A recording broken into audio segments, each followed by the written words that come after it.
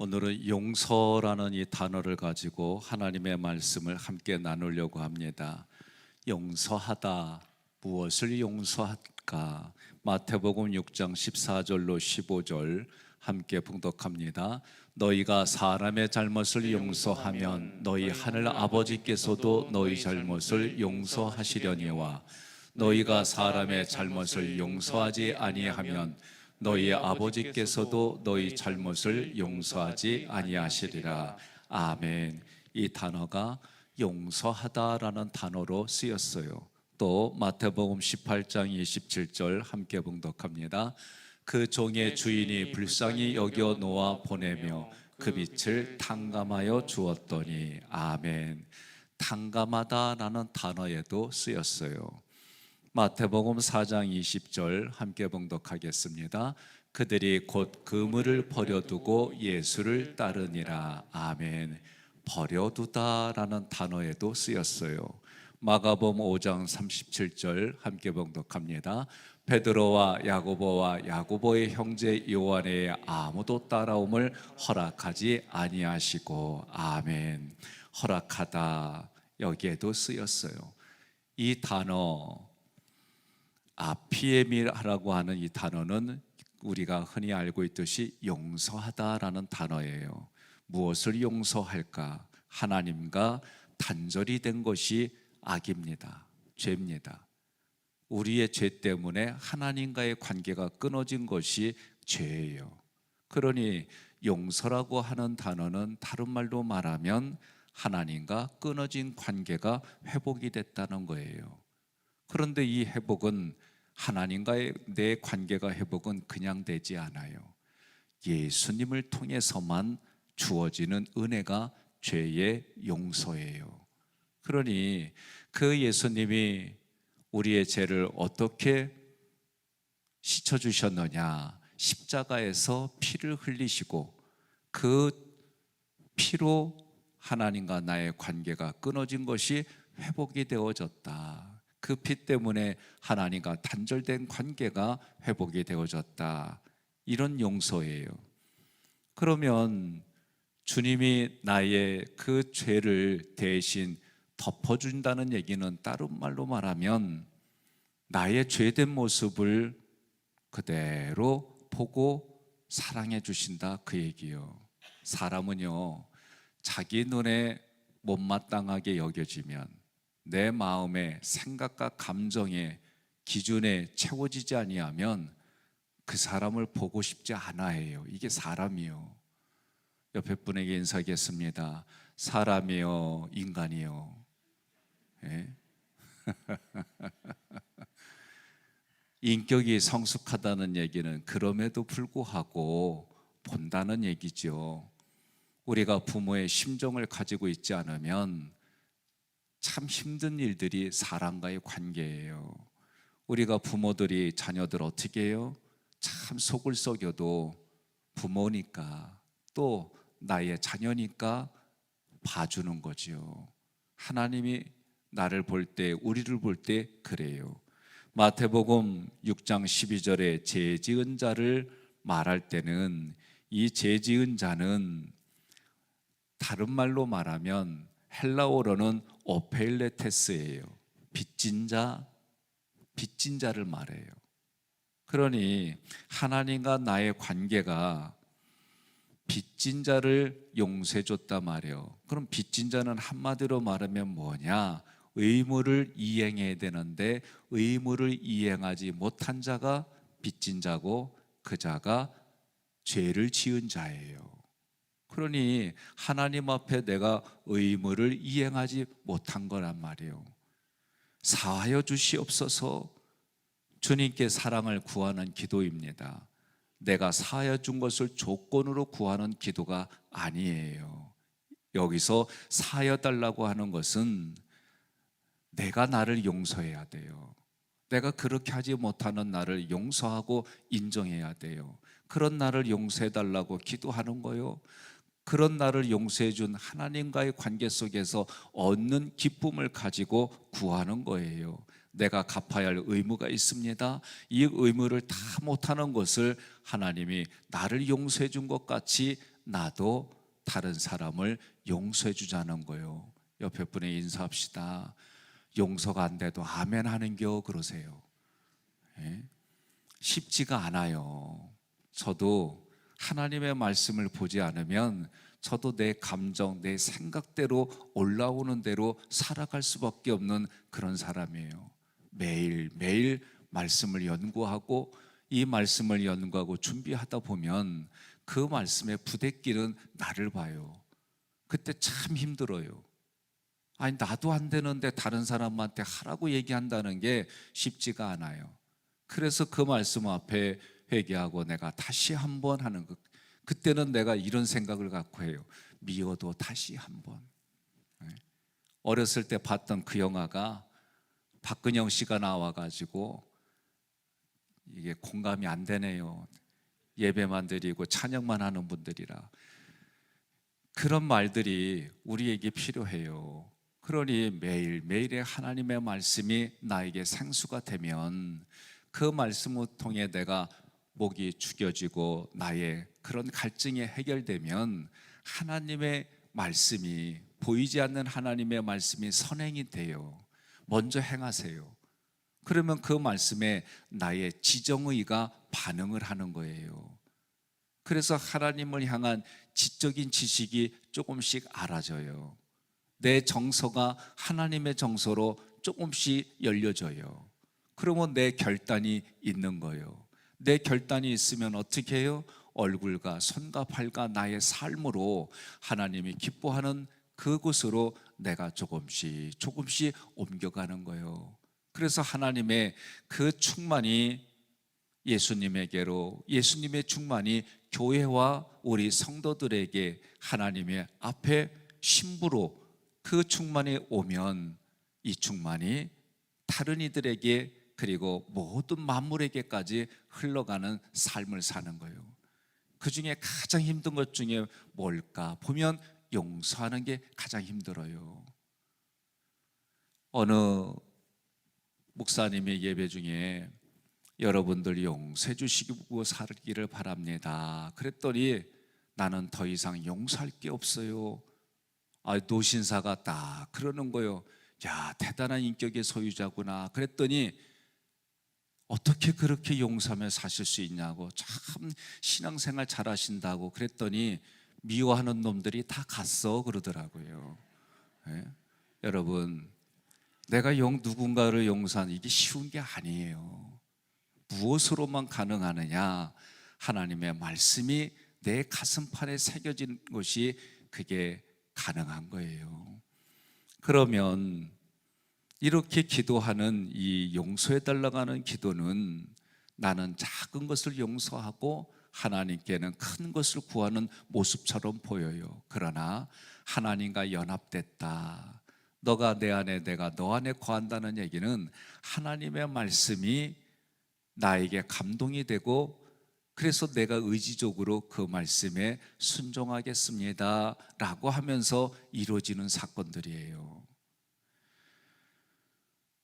하나님의 사랑과 긍휼을 믿고 구하는 기도, 그 기도가 용서입니다. 그래서 하나님이 나를 용서해 준 것 같이 나도 다른 사람을 용서해야지, 그런 마음을 가지고 살아가는 거예요. 그래서 탕감하다라는 단어가, 주인이 이 빚은 내가 평생에 갚을 수 없는 빚인데 탕감해 줬어요. 이 탕감받았으니까 얼마나 기뻐요. 그런데 자기는 어마어마하게 탕감받았는데 또 나에게 탕감해 줄 사람이, 이 사람도 탕감받으면 좋은데 탕감해 주지 않는 기사가 성경에 기록되어 있는 것처럼, 이 용서라고 하는 건 하나님의 나를 용서해 줬어요. 내가 나를 용서해야 돼요. 다른 사람을 용서하지 못한 그런 나를 용서해 달라고 하나님께 기도했더니 하나님이 용서해 줬어요. 그러면 나도 다른 사람을 탕감해 주는 거예요. 이게 쉽지가 않아요. 그리고 또 한 가지는, 많은 분들이 내가 누군가를 탕감해 줄 때에, 근데도 그때도 자기 기준이 있어요. 또 내 마음에 흡족할 욕구가 채워지는 걸 얘기를 해요. 그러나 성경이 말하는 이 정서를 볼 때는 내가 내 수준으로 이 사람이 용서를 구하지 않아도 그 용서를 구하는 자리에 왔다는 것만으로도 내가 받아들여야 되는데, 많은 이들은 그것을 사실대로 나에게 용서를 빌었어, 그 자리에 왔어, 이렇게 사실을 봐야 되는데 말투가, 얼굴의 태도가, 그리고 말하는 모양새가 이러면서 또 용서가 안 된다 이거요. 이게 참 우리들이 아주 복잡해요. 그러니 오늘 말씀처럼 사진을 찍듯이 표현하는 거요. 하나님의 나를 용서해 줬어요. 용서받을 수 없는 내가 용서받았어요. 그러면 다른 사람도 내가 용서해 주는 거요. 그러면 용서해 주는 거요 그러면 끝나는데, 여기에 이러쿵저러쿵 일부터 나열하면서 여기 하나가 마음에 안 들면 용서해 주려고 했는데 저 모습 때문에 용서는 이렇게 되는 거예요. 그러니 오늘 이 말씀을 듣고 오늘 우리가 하나님 나를 용서해 준 것 같이 다른 사람도 탕감해 주고 용서해 주고 내가 허락하겠습니다. 자기 자신에게 먼저 그렇게 얘기를 해야 되는 거예요. 제가 안전감리교회에서 목회를 할 때예요. 어느 한 분이 정말 힘들게 했어요. 그리고 자기 마음대로 교회를 떠났어요. 구역회까지 당회를 하고 구역회까지 그분을 전 교우들과 함께, 아니 하나님의 군사가 자기가 지킬 자리를 떠났으니 탈영이 되지. 그래서 결국은 직분을 정리하기로 다 했어요. 근데 그분이 저한테 와서 이명할 테니까 달라는 거예요. 제가 너무 경우도 없고 무례하고 함부로 행동하고 함부로 말해서 내가 못 해주겠다 그랬어요. 그리고 당회하고 구역회를 떠나서 여기에서 우리가 이렇게 있다고 얘기를 했어요. 두 번째 왔을 때도 문을 걷어차고 얼마나 무례하게 하는지 저도 마음이 상해서 못 해주겠다 그랬어요. 법적으로 우리가 이렇게 끝냈으니 끝났습니다. 그리고 나서 기도하는데 불편해요. 힘들어요. 하나님이 저에게 주신 감동이 있어요. 그래서 새벽에 기도하고 그 불편한 문제 때문에 하나님께 기도하는데 제 마음에 용서해 주란 그 마음을 준 거예요. 그래서 고민하다가 하나님이 그 마음을 주셨으니까, 그래서 그분이 오기도 전에 그렇게도 했는데 또 오겠나 싶었지만 제가 임명증서를 다 썼어요. 근데 그 새벽에 온 거예요. 근데 오자마자 무릎을 꿇더니 목사님 제가 잘못했습니다. 용서해 주세요. 그래서 제가 하나님 주신 감동도 있고 그러니 용서해 주고 안수기도 해줬어요. 그리고 임명증서를 드렸어요. 제가 이 말씀을 드리는 건 다른 거 아닙니다. 하나님 앞에 받은 감동이 있고 주신 은혜가 있으면 그 즉시 진행하면 하나님이 하시는 줄 믿으시기를 바랍니다. 마태복음 6장 14절로 15절은 사람의 잘못을 말한 거고, 로마서 5장 15절부터 20절까지는 아담이 범한 범죄예요. 그런데도 하나님은 그런 모든 것에 대해 용서를 말하는 거예요. 그러면 이 용서에서 가장 중요한 게 있어요. 그게 뭐냐? 내가 보복하려고 하지 말라는 거예요. 그러면 내가 보복하려고 그러면 하나님과 나의 관계가 단절됩니다. 이게 중요한 거예요.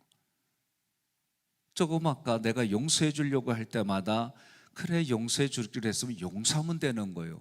근데 대부분 이 용서하려면 마음이 상한 거기 때문에 그 사람이 말하고 그 사람이 용서를 구하는 게 흡족하지 않게 돼 있어요, 심리적으로. 그럼에도 불구하고 하나님과 나의 관계를 생각하고 내가 용서를 하는 거예요. 내가 용서하지 않는다는 얘기는 내가 보복하려고 하는 마음인 거예요. 내가 보복하려고 하는 마음 때문에 하나님과 나의 관계가 단절돼요. 여러분, 더 큰 걸 잃어버리는 거예요. 내면의 것으로는 하나님과 나의 관계가 끊어지지 않는 것이 중요한 거예요. 내가 보복하려고 하는 마음보다도 하나님과 나의 관계 속에서 하나님 앞에 내가 의무를 이행하는 게 중요한 거예요. 저 사람이 이랬든 저랬든 여기에 내 마음이 흔들리는 것이 아니라 하나님과 나의 관계가, 이게 중요한 거예요. 그러니 내가 보복하려고 할 때에는 하나님과 나의 관계가 단절되니까 이것이 우선적으로 생각돼야 돼요. 그러면 하나님 앞에 죄 지은 자는 아까 뭐라고 그랬어요? 오펠레테스라고 하는 거는 빚진 자다, 의무를 이행하지 않는 거다. 저 사람 때문에 내가 왜 하나님과의 관계가 끊어져요? 그래서 제가 이 원리를 깨닫고 아내하고 저의 관계 속에서 어떤 의견 충돌이 나면 언제부턴가 제가 그래요. 여보, 왜 그 문제 때문에 당신하고 나하고 언성을 높이고 마음 불편하면서 해야 돼? 그거 딜리트 합시다. 삭제합시다. 그거 가지고 서로 왈가불가하지 맙시다. 그런 얘기를 주고받아요. 왜 당신과 나 사이에 왜 이 문제 때문에 우리가 언성을 높여야 돼요? 이거 정리합시다. 옆에 분에게 인사하겠습니다. 우리는 그런 거 할 필요도 없이 용서하고 사네요. 그러세요. 원수 갚는 것은 하나님께 맡기라. 그 얘기는 하나님과 나의 관계는 의무를 이행하는 자가 되라, 그 얘기요. 나는 하나님과 하나 되어 살기를 힘쓰는 이가 되어야 된다, 그 얘기요. 다른 말로 말하면 하나님의 말씀을 내가 순종하고 따르겠다, 그 얘기고, 더 나아가면 나에게 그렇게 말씀을 주셨어요. 말씀으로 오신 분이 예수님이에요. 그 예수님이 오셔서 있는 모습, 내 모습 그대로 나를 사랑하셨네, 나를 받으셨네 찬양할 땐 눈물이 흘리는데, 내가 다른 사람을 있는 그 모습 그대로 봐주려고 그러면 왜 이렇게 힘들까? 오늘 이 용서라는 이 단어를 가지고 여러분 핵심 개념을 가슴에 담고, 내가 그렇게 되지 않거든 내가 부모의 마음을 가지고 저 영혼을 봐야지. 그렇게 되면 가능해져요. 육신으로 낳은 자녀만 자녀가 아니라 우리 신앙의 공동체는 내가 먼저 하나님의 말씀을 들었어요. 그렇게 내가 애를 쓰고 노력해요. 그러면 그 모습, 그것이 또 하나님의 눈으로 보는 거예요. 그러니 나에게 그렇게 오신 예수님이 나를 사랑하신대요. 십자가에서 나의 모든 더럽고 말하기 어려운 그런 걸 다 걷어가시고 우리에게 생명을 나눠주고 그 생명수로 이 땅을 이렇게 살라고 주시는 하나님의 은혜가 오늘 부활의 신앙으로, 또 다시 재림하실 예수님, 승천하신 예수님, 이런 단어들이 내 마음 깊은 데서 묵상이 되어지고 생각하고 또 생각하고 또 생각할수록 하나님의 말씀으로 내 생각이 바뀌어져 가는 현장이 오늘 나의 현장이고 내일 우리의 현장이 됨을 선포하고 그렇게 살아가시기를 주님의 이름으로 권면하며 축복합니다.